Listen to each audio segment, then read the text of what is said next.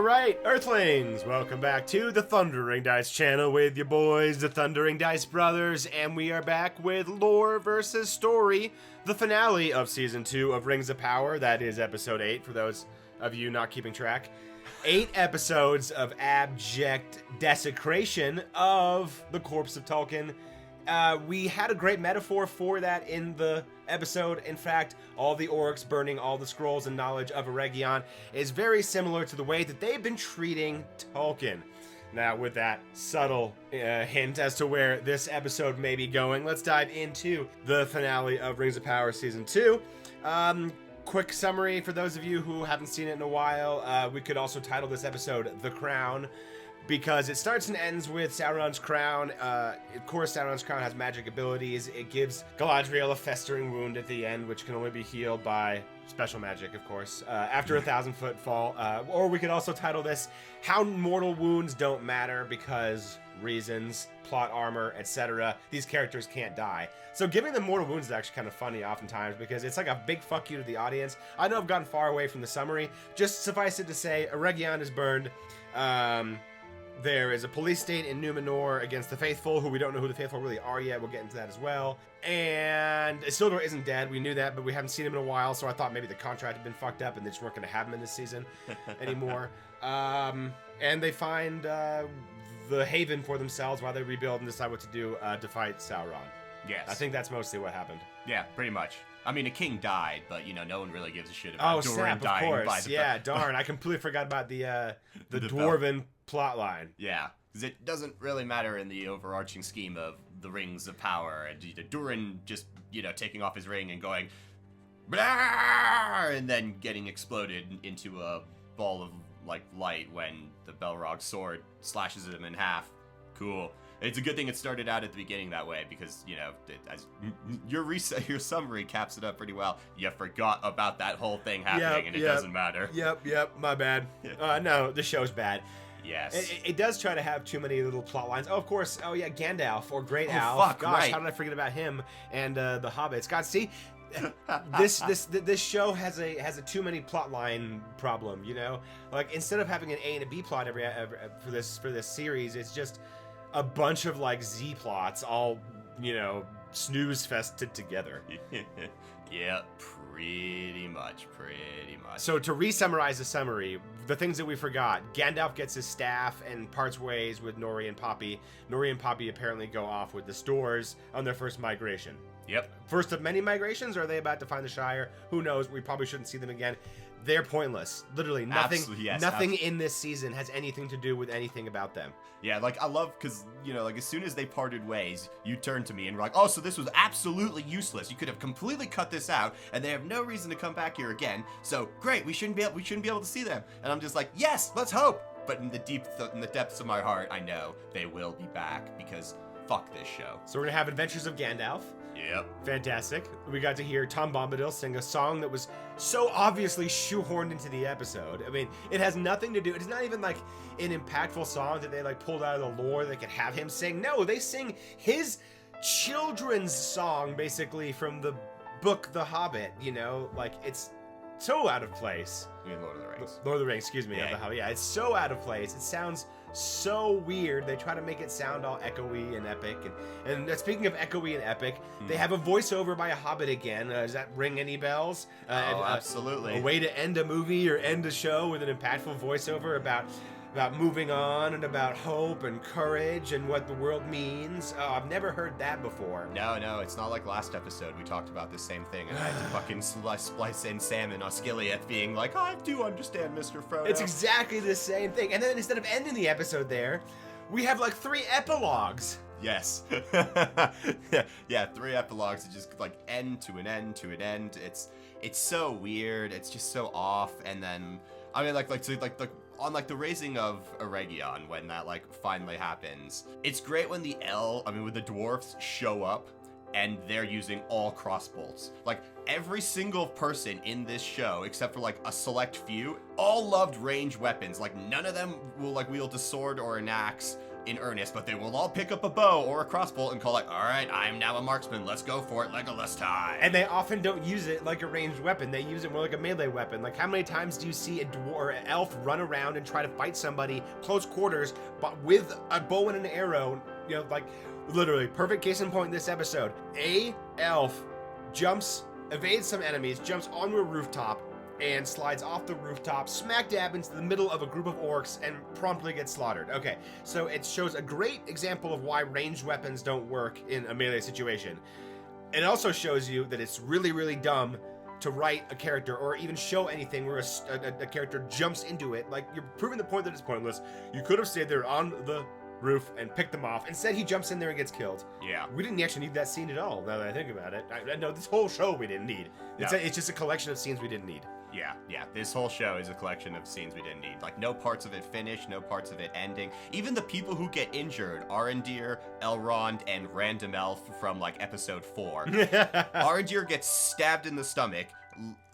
Elrond gets, like, stabbed in the stomach with an arrowhead. The Random Elf from episode 4 gets shot by arrows, and at the end of episode 8, they're all completely fine. And Galadriel falls off a 1,000-foot drop, not wearing a ring or anything, somehow isn't dead. And before that, she gets stabbed by evil Morgoth crown through the chest.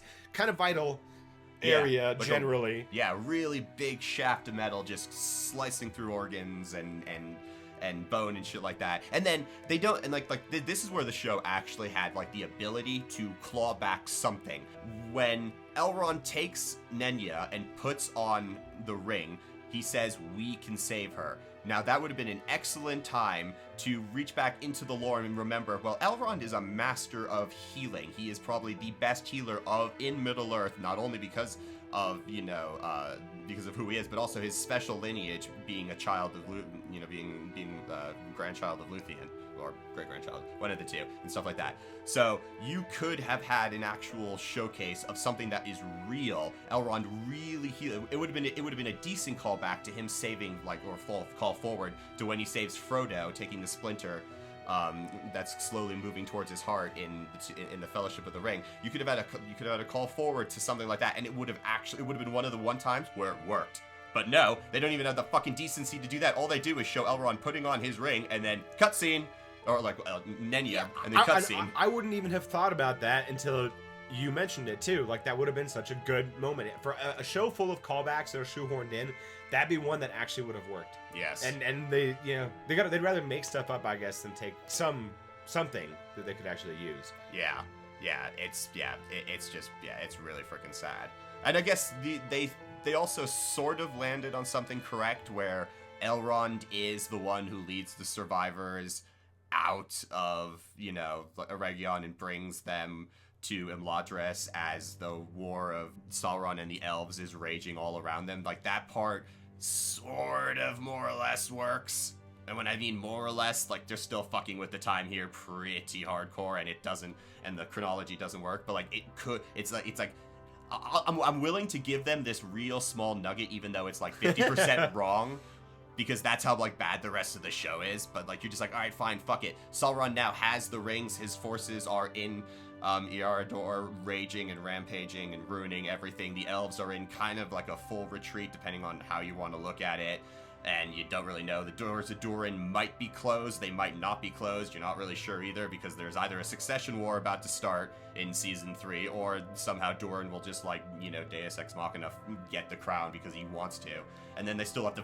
They still have 7 rings. Yeah, and they still have to figure out what to do with the 7 rings, because it doesn't make sense for any elf or dwarf to be like, all right, or especially Durin, after seeing what happens with the rings and his father and shit like that. All right, cool. Let's just start giving these out. Because why would anybody use them? Yeah. Now the other dwarven kings not knowing about it and will not take his word potentially, because there were no witnesses to this. I mean, there's the witnesses to the general downfall of his mental state and his gold lust, but the events of his death are completely obscured. The only person that was there to witness it is Durin, Gisela, and then 2 other obscure elves that you never see. One of them dwarves. Might be dwarves. Yeah, one of them might be Narvi. I didn't get a quite good look at it. Enough plausible deniability and doubt to make the possibility of a succession war a thing. Yeah. Plus, you've got the other dwarven lords who had been tithing or paying like tribute for these rings, because that was the older Durin's genius plan for some reason, because having more gold is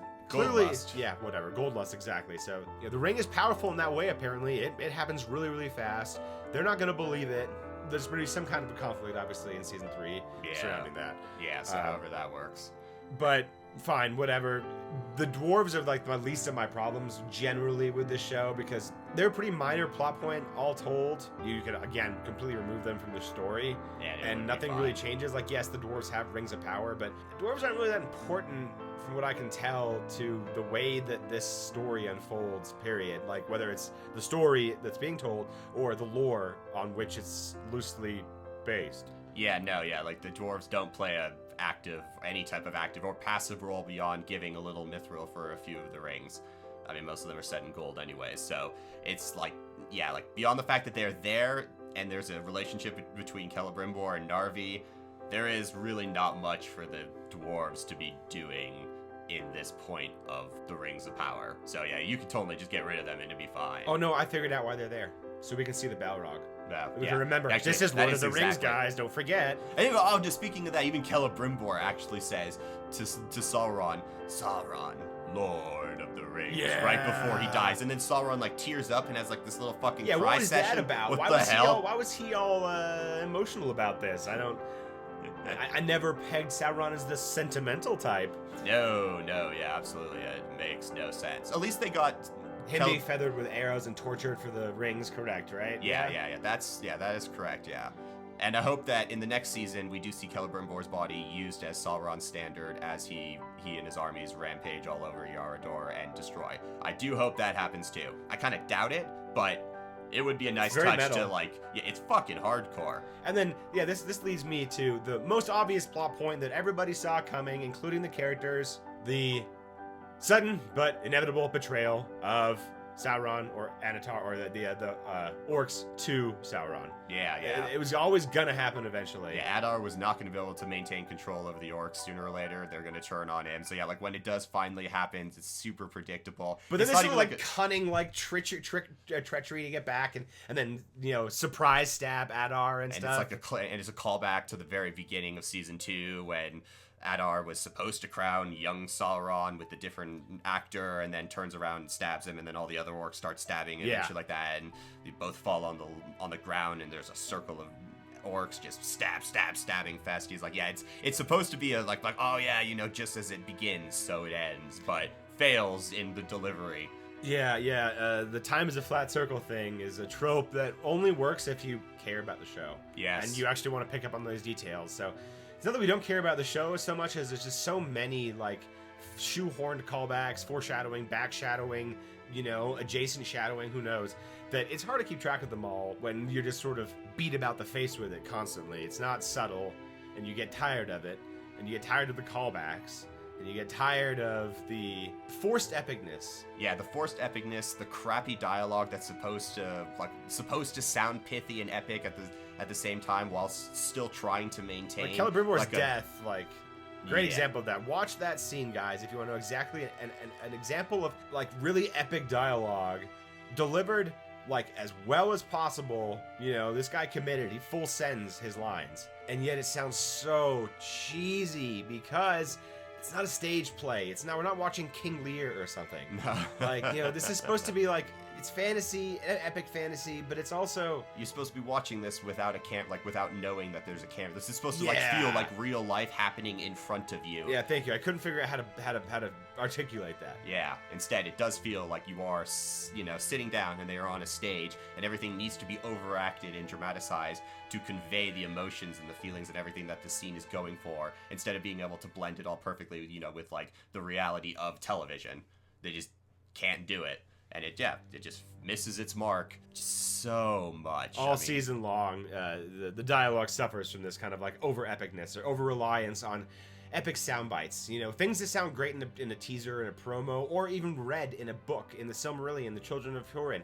When characters are speaking that way, you know that it's not really spoken that way. This is like a tale being told from the third person. So and so said this in an epic way, so I'm going to paraphrase it in an epic way, and you know that's like it's in a bardly sort of resonating tone, which only makes sense if it's being told to you, not shown to you. You're not meant to believe that that's actually how they spoke. Yeah, absolutely. But that's how they're presenting it. So it's disappointing on that front. I know dialogue's hard to write, whatever. You guys are pros, you get paid millions of dollars to do this. You stole Wheel of Time's budget to do this, so the fuck, guys. I mean, geez. Yes. Speaking of stealing things, how about the police state that is in Numenor? That is now emerging in Numenor. Yeah. That sort of comes out of nowhere a little bit. I mean, Numenor is a confusing place socially and politically, because they don't ever establish any ground rules for the place. Yeah. So let's talk about the faithful. Are these like the Jews of Numenor or something now? Like, dude, seriously, that made me think of like this is like Night of the Long Knives or some shit, or Klistinacht or whatever. It like, kind of has, like that vibe. Yeah, I mean, like in lore, I mean, like the Numenorians start united, but then start breaking down into two factions: the Kingsmen and the Faithful, and this mostly has to do with their fear of death, and they're unhappy. A lot of the Numenorians think that they have been cheated and should be given immortal lives just like the elves, because they helped defeat Morgoth, a couple thousand years ago. So that like kind of hunger and that pride and that not wanting to die starts slowly coming in more and more into the political realm of Numenor, until the point where when you get to Pharazôn's time, it's really like you have straight two factions. You have the Kingsmen, who are loyal to Pharazôn. Well, I mean, this predates Pharazôn too, but since we're talking about Pharazôn, we'll just go here. The Kingsmen are loyal to Pharazôn and against the Valar and the elves. The Faithful are loyal to the Valar and still elf friends, this is like the simplest way to break it down. But in the show, it just shifts on a dime. I mean, like, it shifts multiple times where, like, the elves are no longer welcome on their shores until Galadriel comes, and that just sparks a conflict that they then go to Middle-earth, and Numenor gets their asses kicked. In Mordor... By a volcano, by the way. Yeah. Not by, like, enemy forces or something. No, they just wrong place, wrong time, and get blown up. It's like walking into a munitions plant right before it blows up. Like, whoops. Yeah. Then they retreat, and then they become all, intractable and stuff like that. Then the king dies, and then there's a power struggle between Miriel and Pharazôn, and instead of resolving that properly, where Pharazôn just forcibly marries Miriel and seizes the golden scepter that way, no, they have this weird, like, coronation scene with an eagle and shit like that, and Pharazôn then uses that as his chance to seize the golden scepter, but it doesn't really actually work, because Miriel is still sort of queen, depending on, like, who you're talking to, and then some more strife breaks out, and then Miriel gets arrested, and then the Faithful start getting arrested because Pharazôn wants to control power, and then throws them into the sea monster, and because that's the way the Valar would, the benevolent gods of Middle-earth are going to judge souls. Let's see, like, we'll have a massive sea creature either eat you or not. Yeah, whatever. That's very Morgothy feel, let's call it that. And then then she's, like, freed about that. She gets freed, and then Elendil is like, Tar Miriel, the queen of the sea, and says it multiple times. And then a letter comes from Gil-galad saying that Sauron has returned. Pharazôn's like, aha, I now have my excuse to get rid of the queen. Sauron, she's in league with Sauron, and she bewitched the sea creature, so now I will re-steal power, so then I will re-arrest the people I had just arrested in a few previous episodes, and apparently released for no fucking good reason. So I'm gonna re-arrest them, and we like know that they were released because the priest was arrested and is now in this episode. Yeah, exactly. And then that scrambles for power, and that goes all wrong, and then Elendil has to fucking flee after getting given Narsil by Miriel for no fucking reason, and she stays there, and the last you see of her, she's clad in irons, and you're just like, what the fuck did I watch? I mean, like, seriously, everything I just summarized, does anyone understand what I summarized? Because it doesn't make sense. And we also know that this is a really, really short period of time, because no one suddenly got gray-haired and old and is now, like, 140 years old. Yeah, this is not the 300 years period where the Rings of Power are being forged. This is, like, at most within a year. At most. Yeah, this is so fast. It's so out of left field. And it wouldn't be so bad if the ground rules of what this society had been established early. Yeah. Now, you don't really get a good I know world building, people like complain about world building sometimes, but you really do need to be able to ground it in the structure of this society. If a big part of your story is going to be about the collapse and the fundamental seismic shift in power and philosophy in this society, you need to figure out where it's starting from to know where it's going to. and you have to understand why there is strife to begin with, and how it's being instigated, who's pushing it, is there merit to it. There's a lot of like backstory there that you kind of need if you want to believe that there's a power struggle, and that you should like feel bad for a certain part, or you should even understand what the power struggle is.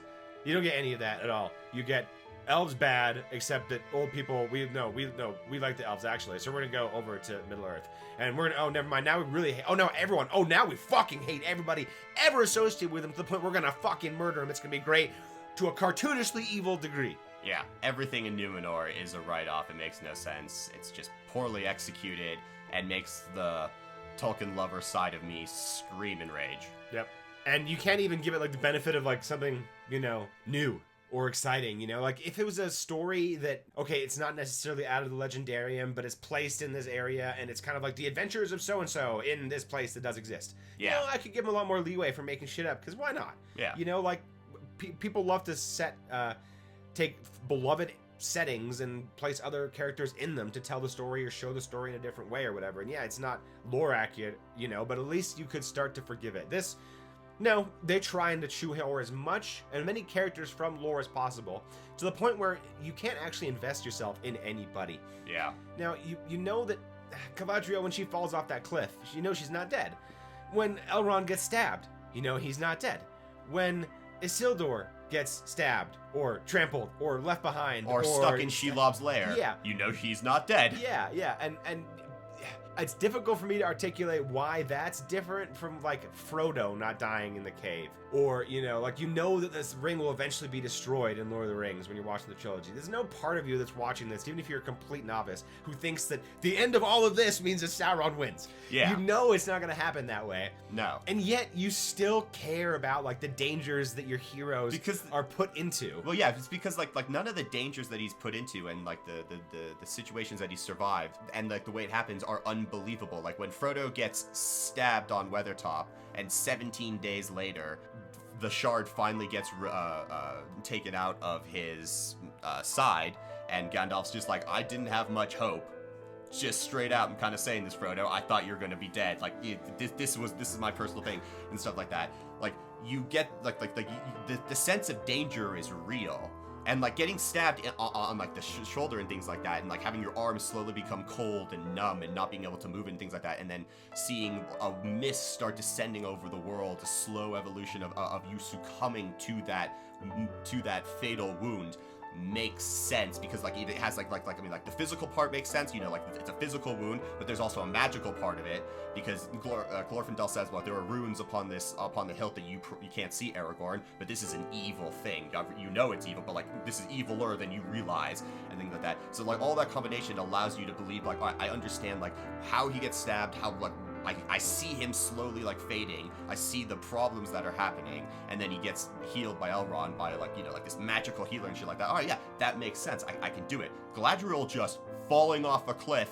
and surviving, and after getting stabbed too, falling off the cliff and surviving, is like, no part of that is believable. Or like when Elrond gets stabbed by Adar with the arrow shaft, and then you never see him get healed, and in the next scene he's waving his sword arm around and everything, and it's completely fine, and he has no hindrance of movement. That is unbelievable. Or how about this is a comparison that just occurred to me. Hopefully it makes sense. So when Gandalf falls in Moria in the movie, it's that scene, the way it's shown, and then the aftermath of it on the characters. Everybody, like the music, the stark landscape that they go out to, it's super flat, barren, white, bright, overexposed.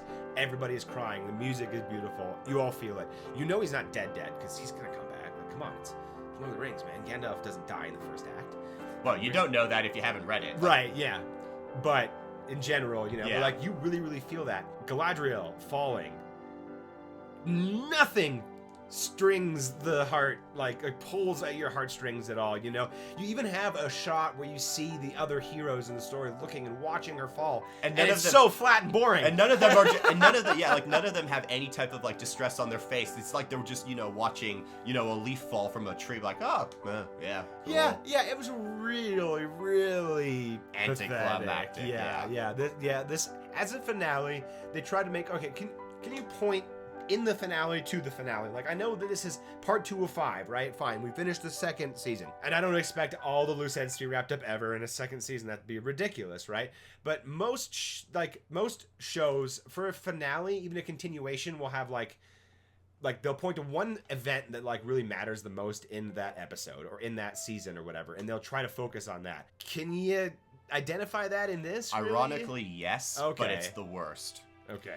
Because the most impactful moment... Is Eregion falling, right? No. No, okay. I mean, it should be. But as a viewer, the only real impactful moment is the very beginning when King Durin dies. Oh, snap, yeah. He triumphs over the evil of the ring. He takes his ring off, he looks at his son, tells him, like, it wasn't me who was letting you win those times. You yourself were getting stronger. He redeems himself, and he goes out in a badass moment. That right there should have been the finale to the show, because it's like, it's actually redeeming, and a main character dies. Someone of consequence It's too early in dies. the episode, yeah. But on the Siege of Eregion, it's sad that Celebrimbor dies. Yeah, Celebrimbor dies, but that was so unimpactful the way it happened, and you knew it was going to happen, that it didn't matter when Celebrimbor died, because you're just like, all right, cool, he died. I mean, like, he was captured by Sauron, he's not going to live, you already know this, but you didn't know that King Durin was going to die at that moment, and it's not like Celebrimbor redeems himself, really, in his, like, little speech, in saying, oh, you are the Lord of the Rings. No, he's just like, I prophesize that you are their prisoner and things like that. And there will be one ring that will destroy you. Like, spouting this prophecy once again, shoehorning, making sure that we don't forget that we are in fact watching a Lord of the Rings adjacent television program. Yeah. So I would say, the King Durin's death should have been the finale, and that's, like, probably the best way to wrap it up. Instead, it was right in the beginning, and then we had a long, drawn-out battle of the city still, and then we had a long drawn-out battle between Galadriel and Sauron, and we had betrayals, torturing, leaving someone behind on Middle Earth. Oh, and let's not forget, you gotta rub a little more salt into the Isildur wound, you know, like constantly, like homeboy, whatever his name is, I forget his name, the son of Farazan, Kemen, looks like a total douche. If you look to him, you just know, like, dude, not trustworthy, not someone you want to hang out with. Like, he would wear the pink polo shirt with the collar pulled up, like in 2008. That'd be him. Yeah. So he shows up and he has that, like, false sympathy for him and for Isildur, and, like, hugs him, and then pulls y'all switcheroo all of a sudden, like, just like when I'm talking about cartoonishly evil and shit like that, where it is like being evil to have fun with it, I guess, which is fine if you're Emperor Palpatine and this is, episode 3. But man, this is different. They're supposed to be. It's supposed to be. Yeah. All right, guys. Well, thank you for joining us on the adventure of Season 2. And whenever Season 3 is out, we'll probably do the same thing, because we must. We are gluttons for punishment. We cannot let this lie while Tolkien's grave is still less than a century old. Absolutely. We are the shield bearers who will guard the grave of Tolkien to our last breath. If you like this video, like, comment, and subscribe down below. Tell us what we got right, tell us what we got wrong, tell us what you guys think, and stay tuned next week for our further breakdown of Season 2 and a long bitch fest where we will go into great detail about how bad this show really is. Until then, see you guys next time.